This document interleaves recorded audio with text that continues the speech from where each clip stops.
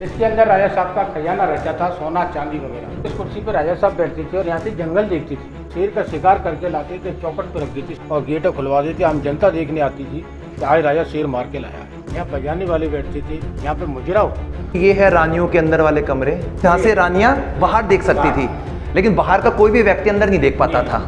वो जेल दिख रहा है हमें यहाँ से। और कैदियों से कुएं से पानी खिंचवाते थे ऊपर से। 300 वर्ष पुराना हाथ से चलाने वाला कूलर यहाँ से घूमता है ये, और बाहर की तरफ बहुत अच्छी हवा फेंकता है ये। सूर घड़ी थी, इसमें गंडी लगी हुई थी बीच में, जो सूरज की रोशनी पड़ती थी उसकी परछाई के हिसाब से टाइम देखती थी। रस्सी से खिंचा वाला पंखा यहाँ लगा रहता था। ये कोप भवन है। जब रानी साहिबा गुस्से में होती, नाराज होती, तो इसमें छिप के बैठ जाती थी। यहाँ पे बकरों की बलि दी जाती थी। यहाँ से हम जा रहे नीचे, एक प्रकार से ना भूल भुलैया ऐसा होता जा रहा है, हम कहाँ से चढ़े थे और कहाँ से निकल रहे हैं। आज हम पहुँच चुके हैं करौली रियासत के अंदर बने हुए राजाओं के उस सिटी पैलेस को देखने के लिए, जो यहाँ पर 300 वर्ष पहले राजाओं ने अपने शासनकाल को और अपने प्रजा को और बढ़ावा देने के लिए इस महल का निर्माण करवाया था। दोस्तों, ये है करौली का सिटी पैलेस, जो यहाँ के राजा गोपाल सिंह जी के द्वारा बनवाया गया था, और इसको 3 मंजिला बताया जाता है, जिसके अंदर बारीक झरोकों का काम, राजा रानी के वो महल, राजाओं का गुप्त स्थान, जहाँ पर वो अपना सोना चांदी छुपा कर रखा करते थे, जहाँ पर वो कुछ ओकेजन्स पे बकरे की बलि दिया करते थे, वो सब स्थान यहाँ पर आज हमें देखने को मिल रहे हैं। यहाँ पर गणेश पोल बना हुआ है, जिससे हम इस किले के अंदर जा सकते हैं। दोस्तों, ये है रानियों के अंदर वाले कमरे, और इन्हीं झरोकों से रानियां बाहर होने वाले प्रोग्राम को देखा भी करती थी, लेकिन बाहर का कोई व्यक्ति अंदर नहीं देख पाता था। ये देखिए, सामने का दरबार हॉल दिखाई दे रहा है, जालीदार काम दिखाई दे रहा है, काफ़ी सुंदर बारीक काम किया गया यहाँ पे दीवारों पे।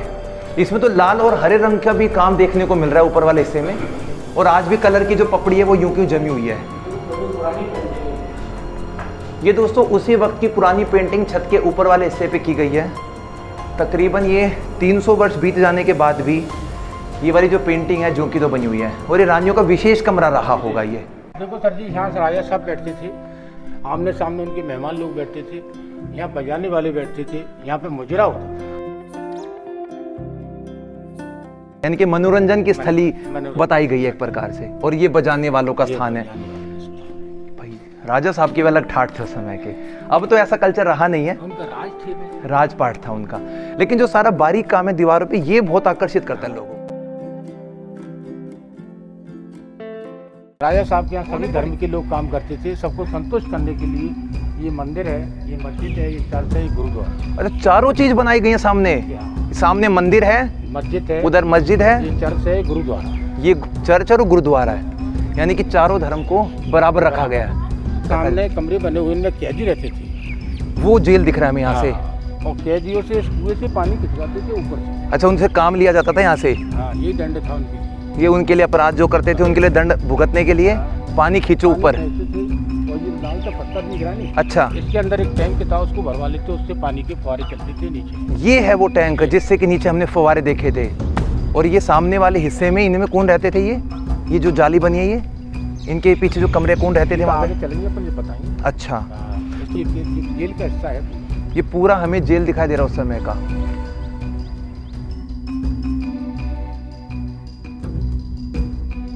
इसका नाम हवा महल है।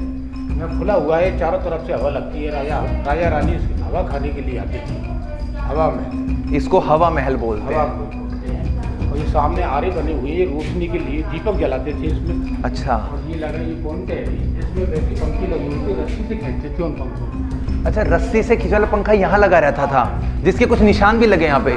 वो बड़ा सा एक पर्दा होता था, और यहाँ पर उनके वो झूले वगैरह लगाते होंगे बैठने के लिए, पंखे से खींचते होंगे हवा वगैरह। बड़ा सुंदर बना रखा हवा महल तो, और काम कितना बारीक किया गया इसके अंदर, चारों तरफ से बिल्कुल एक जैसा दिखाई देता है। ये हर भवन की बान, इसको क्या बोलते दादा? हवा महल का ही नाम है। अच्छा, हवा महल का ही नाम है हर भवन की बान। ये राजा का सिंहासन है क्या कॉर्नर पे उस तरफ? हाँ है। अच्छा, चलेंगे, बताएंगे। सबसे पहले राजा ने इस मंदिर को बनवाया था, उसके बाद में ये महल बने। सबसे पहले बनवाया गया था ये वाला मंदिर, कल्याण राम जी का मंदिर, उसके बाद में ये महल शुरू किया। और पहले क्या है, कोई भी धार्मिक काम करते थे तो पहले मंदिर की स्थापना करते थे। अच्छा, उसके बाद में ही तो आज इस मंदिर में किन की मूर्ति स्थापित है? कृष्ण भगवान की। कृष्ण भगवान की है। ये पहले कर्मचारी रहते थे, उसके बाद में स्कूल खोल लिया। इसमें स्कूल बंद होने के बाद में अब धर्मशाला है। अभी धर्मशाला बन गई मौजूदा है, धर्मशाला। तो लोग आते रुकने थे यहाँ पे। मंदिर की धर्मशाला। और देखो सामने ये खाली जगह पड़ी हुई है, तो गाड़ी खड़ी है नहीं। हाँ जी। इसमें नहर बनते थे, नार कटेरा है। नाहर कटेरा मतलब? नार शेर, शेर। शेर बांधते थे। अच्छा, शेरों को बांधने का स्थान है बांधने ये। का स्थान। इनके पास शेर भी हुआ करते थे, पालतू शेर। पालते थे। यानी कि राजा के इससे जिगर का पता लगता है कि कितने दमदार शेर राजा बांधते थे। थे। भंवरपाल जी को दोनों साइड में एक एक शेर चलते थे। कहीं भी जाते थे तो शेर जाते थे उनके साथ में। उनको बचपन से ही शेर पालने का शौक था। हाँ, क्योंकि जंगल का इलाका है तो शेर तो यहाँ पे होंगे ही होंगे। जंगल में काफी थे। यानी कि राजा शेर भी पालते थे। गजब का शौक था। और ये वाला स्थान, ये हवा महल के नाम से। ये हवा महल के नाम से, पूरा हवा महल है ये। चारों तरफ से हवा लगती है, खुला हुआ है। और यहाँ से पूरा महल का बाहर का नज़ारा भी बहुत अच्छा हाँ। दिखता है।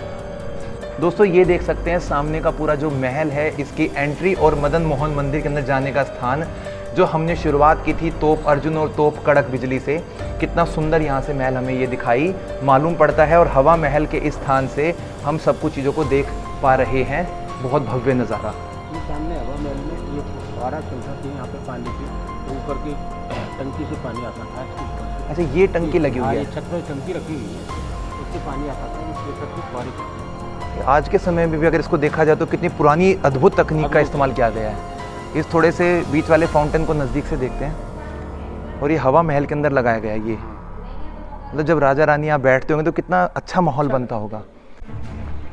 तो बड़ा सुंदर शाही सिंहासन है। देखो इस कुर्सी पर राजा साहब बैठते थे और यहाँ से जंगल देखते थे। चारों तरफ जंगल ही जंगल था, कोई मकान वगैरह नहीं था। ये किला बना जब घनघोर जंगल था। और शेर का शिकार करके लाते थे, चौकट पर रख देते शेर के लिए और गेट खुलवा देते। आम जनता देखने आती थी कि आज राजा शेर मार के लाया। अच्छा, यहाँ पे मार के ला के रखते थे शेर को। दोस्तों बीच में आपको जो बहुत बड़ा तख्त सा दिखाई दे रहा है पत्थर का, यहाँ पर शेर का शिकार करने के बाद में राजा साहब रख देते थे, ताकि जो बाहर के लोग आ रहे हैं वो देख सके भाई राजा ने शेर का शिकार किया है। और सामने वाले जंगल में आपको दिखाई दे रहा है एक इमारत। ये पानी दिख रहा है, ये नदी है भद्रावती। ये 12 महीने बहती थी। भद्रावती नदी है ये। और आज के समय तो देखने में छोटा तालाब सा लग रहा है ये। और पास में छतरी बनी हुई है, जो गोपाल सिंह जी राजा साहब की छतरी है। जो बाद के राजा हुए भोपाल सिंह जी, उनकी छतरी बनी हुई है। अब हम आ गए मोती बंगला में। और ये भी एक विशेष ही लगता है हमें देखने का। उस समय का राजा साहब का कूलर भी यहाँ पे दिखाई देता है अपने को। लकड़ी का बना हुआ कूलर है ये। कितने वर्ष पुराना होगा? ये देखो, ये हवा के लिए हाथ से चलाते थे। लकड़ी का कूलर है। देखो आप आओगे, जाओ हवा नहीं। अरे वाह भाई वाह, क्या तकनीक है। हाथ से चलाने वाला कूलर। दोस्तों आज पहली बार, लाइट वगैरह थी नहीं, हाथ से चलाते थे हवा के लिए। दोस्तों 300 वर्ष पुराना हाथ से चलाने वाला कूलर। भाई मैंने बहुत वीडियो बनाई लेकिन ऐसा कूलर मैंने अभी तक नहीं देखा था। ये इसका मैकेनिज्म हुआ करता था चलाने का। साइड से देख सकते हैं गिरारी है इसके अंदर घुमाने वाली। यहाँ से घूमता है ये और बाहर की तरफ बहुत अच्छी हवा फेंकता है ये। इधर से आप थोड़ा इसको देख लीजिए। राजा साहब का 300 वर्ष पुराना उस समय का पुराना कूलर। और दोस्तों उस समय की टॉयलेट सीट भी हम देख सकते हैं। यहाँ पर एक प्रकार से जो देसी सीट होती है उसका इस्तेमाल किया गया है। अब तो पॉट को बंद कर दिया, लेकिन उनके इस्तेमाल में आता था ये। और इस स्थान को बोलते हैं मोती बंगला। ये उस समय का एक बक्सा देखने को मिलता है। शायद इसमें अपने वो कुछ कीमती आभूषण वगैरह रखते होंगे राजा साहब के। ऊपर पूरे महल का कृष्ण लीला सारी इन दीवारों पे आप देख सकते हैं बनाई गई है। वर्तमान के भी कुछ अंग्रेज़ों के समय की चित्रकला यहाँ पे देखने को मिलती है। बहुत खूबसूरत महल है ये मोती बंगला। सबसे इम्पोर्टेंट है यहाँ पे रखा हुआ पुराने समय का हाथ से चलाने वाला कूलर। दादा क्या ये बताइए? सूर्य घड़ी थी ये। सूर्य घड़ी। घड़ी। अच्छा, ये इसमें एक डंडी लगी हुई थी बीच में, जो सूरज की रोशनी पड़ती थी उसकी परछाई के हिसाब से टाइम देखते थे। अच्छा, पुराने समय में टाइम देखने के लिए इस्तेमाल में आने वाली घड़ी है ये। और अभी इसको हम पता लगा सकते कितना वक्त हुआ है? क्षतिग्रस्त है तो ये। अच्छा, मतलब टूट गई है ये। यानी कि इसमें इस तरफ ना कुछ नंबर तो लिखे हुए हैं ये 1 2 3 4 5। और जो छड़ी लगाई दादा एक बार यहाँ पे, ये छड़ी लगाई, इसकी परछाई के हिसाब से टाइम देखते हैं। यानी कि जहाँ पर इसकी परछाई हो रही है उसके हिसाब से इसका टाइम का पता लगता था। और कितने वर्ष पुरानी होगी? ये करीब 200-250 साल पुरानी। 200-250 साल पुरानी। किन राजा के द्वारा बनवाई गई होगी ये राजा भंवरपाल जी ने भंवरपाल जी ने यहाँ पे बनवाई थी ये। और यहाँ से वो समय का पता लगाया करते थे। इसका मतलब जो राजा भंवरपाल थे उनको कहीं ना कहीं एस्ट्रोलॉजी का, भूगोल का भी अच्छा ज्ञान रहा होगा। ये वाला कौन सा महल है? यहाँ पे भी वही बक्से रखे हुए हैं। ये भी पुराने बक्से हैं क्या? पुराने बक्से, अंग्रेजों के समय की फोटो है। यहाँ से हम जा रहे नीचे। एक प्रकार से ना भूल भुलैया ऐसा होता जा रहा है, हम कहाँ से चढ़े थे और कहाँ से निकल रहे हैं। ये वाला रास्ता देखिए आप आगे का दोस्तों, देखो काफ़ी सर झुका के चलना पड़ रहा है। इससे पता लगता है कि दुश्मनी अगर ऊपर आते हैं तो उनका सर कलम कर दिया जाएगा अगर उनकी मंशा गलत होगी तो, इसलिए आपको सर झुका के चलना पड़ रहा है। और पहले के समय में ना जानबूझकर इस प्रकार के छोटे दरवाजे बनाए जाते थे। देख सकते हैं इधर भी कि कितना झुककर हमें आना पड़ रहा है। आज भी वो फिनिशिंग देखने को मिलती है इन दीवारों के अंदर, वही जो चिकनाहट है। अब हम आगे इसके नीचे वाले हिस्से में, ऊपर से पूरा हम लोगों ने देखा।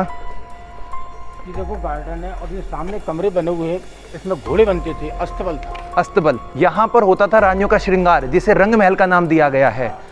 और आज के समय में इसको बंद किया गया है, शायद अंदर जाना अलाउड नहीं होगा। और इसके अंदर कांच, पूरा कांच का बना हुआ था। ये सारे में कांच लगे हुए थे, तो सारे कांच जल गए इसके 2-4 पूरे का पूरा महल जो है वो कांच से बनाया गया था। हरे रंग के कांच है, सफ़ेद रंग के कांच है, और यहाँ पर रानियाँ बैठकर श्रृंगार किया करती थी। और ये है रानियों का स्थान। बीच में माता की मूर्ति रखी है कि ये गणगौर की मूर्ति है, गणगौर की पूजा करती थी। ये कौन से वक्त में आता है गणगौर का जो त्योहार है? चैत के महीने में आता है, तीज के दिन। तीज के दिन आता है ये कोप भवन है। जब रानी साहिबा गुस्से में होती, नाराज होती, तो इसमें छिप के बैठ जाती थी। तो राजा साहब आते, इसको मना के ले जाते। दोस्तों, ये आप महिलाओं के उस नेचर को समझ सकते हैं कि राजा ही क्यों ना हो, उन्हें भी अपनी रानी के आगे झुकना ही ज़रूर पड़ता था। ऐसा बताते कहानियों के अनुसार कि जब रानी सा नाराज़ हो जाती थी तो इस रूप में बैठ जाती थी। राजा को मालूम पड़ जाता था कि आज रानी नाराज़ हो गई हैं, और राजा को उन्हें मनाने के लिए इस कमरे में जाना पड़ता, झुकना पड़ता था। ये देख सकते हैं हाइट, ये झुक के जाना पड़ता है। तब जाकर जो रानी साथी वो खुश होती थी और राजा उनको मनाते थे अपने उस तरीके से। तो इसे बोलते हैं कोप भवन। रानी के रंग महल के बिल्कुल सामने हमने देखा। अब हम कहाँ पहुँच गए हैं? 17 द्वारी। इसके अंदर राजा साहब का खजाना रहता था, सोना चांदी वगैरह। यहाँ पे खजाना रहता था, और आज इसको इसलिए रखा गया था कि लोग देख सकें। राजा साहब का सोना चांदी हीरे जवाहरात इसी के अंदर छुपा के रखे जाते थे। इसको 17 द्वारी बोलते हैं। गरीबों को यहाँ से दान भी करते थे। अच्छा, यहाँ से राजा लोग उनको दरबार के समय में दान भी कर दिया करते थे। तो दोस्तों, आज हमने पहली बार राजा साहब के उस खजाने के उस गड्ढे को देखा, उस तहखाने को देखा जहाँ पे राजा साहब उस खजाने को छुपा के रखा करते थे। 17 द्वारी इसका नाम हमें मालूम पड़ा है। ये यहाँ पे बकरों की बलि दी जाती थी। अच्छा, जब कोई त्योहार होता था तब, या किसी माता के लिए? माता के लिए वो अष्टमी के दिन बलि देते थे। अष्टमी में यहाँ पे बलि जाती थी। तो ये वाली प्रथा आज भी है? बंद हो गई है? आज बंद हो गई है। यानी कि यहाँ पे पहले बकरे को लाते थे, उसके बाद में स्थान पे उसकी बलि दी जाती थी। और ये वाला जो पूरा हिस्सा है वो 17 द्वारी के पास बना हुआ है, यानी कि ये मुख्य स्थान रहा होगा। और पूरा ये हिस्सा जो है राजा के ही अधीन में उस समय में ये रहा करता होगा, उनकी विशेषता के लिए। सबसे मुझे सुंदर तो यहाँ पे इनका ना जालियों का ये वाला डिज़ाइन लग रहा है देखने में। छोटे छोटे सुंदर दरवाजे बनाए गए हैं और जाली का काम किया गया है, बहुत खूब बना हुआ है। दोस्तों, ये वाला जो आपको स्थान दिखाई दे रहा है इसको जमदर खाना कहते हैं। यानी कि यहाँ पे जो भी पैसों का लेन देन है सारा यहीं पे हुआ करता था। राजा का एक प्रकार से बैंक हुआ करता था ये, उस समय का RBI। और 300 साल पहले जो भी कर या फिर वसूली के जो पैसे होते थे, या दान के जो पैसे होते थे, बांटने के जो पैसे होते थे, उनके लिए अधिकारियों को यहाँ बिठाया जाता था।